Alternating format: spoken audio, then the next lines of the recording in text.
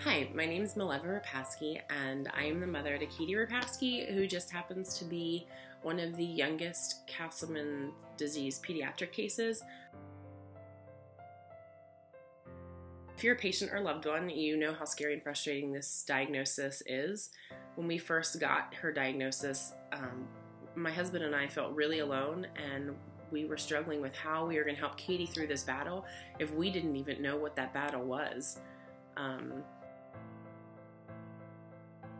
Over the past 2.5 years, we've learned the importance of connecting with whoever we can. We learned that this is not a fight that we want to do alone. We want to share her story with anybody we can, because it not only connects us with other people, it allows other people to know what is involved in the battle that she's fighting daily. I started sharing Katie's story on Facebook just so that we could allow friends and family back home to keep up to date with her progress and to just feel a little more connected with us because we're so far apart. Within a few weeks of doing that, I started wanting to find a way to get her story out to more than just family. I began writing a blog that I don't think has made it across the world, but it started connecting with a lot of different people. And it was just a way for me to tell a little bit more of her story. It's definitely important to document more than just the good days. You know, on Facebook, we started just taking lots of pictures of her smiling, and, you know, not that that's a bad thing, but it painted a picture for people that they thought her struggle wasn't that big of a deal. So it's very important to document everything, you know, document the crappy days, document the aches and pains, document the great days, you know, the great days of smiles kind of help erase all the crap that we go through with her.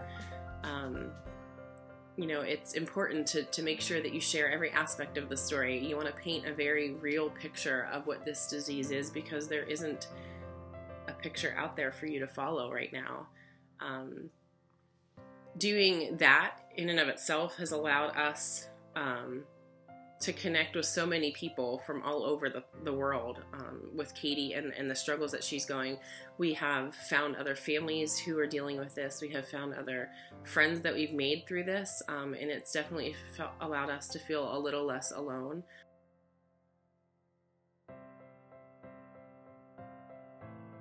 The greatest advice that I can give to anyone out there right now that's going through this is to tell your story any way that you can.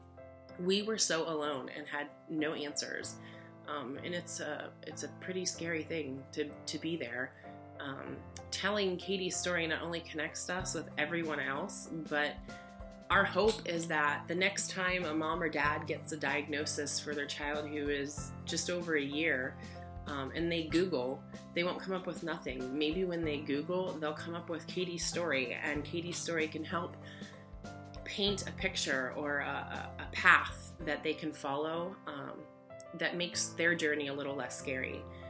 Sharing your story can do the same thing for the next person who gets this diagnosis and doesn't know what to do.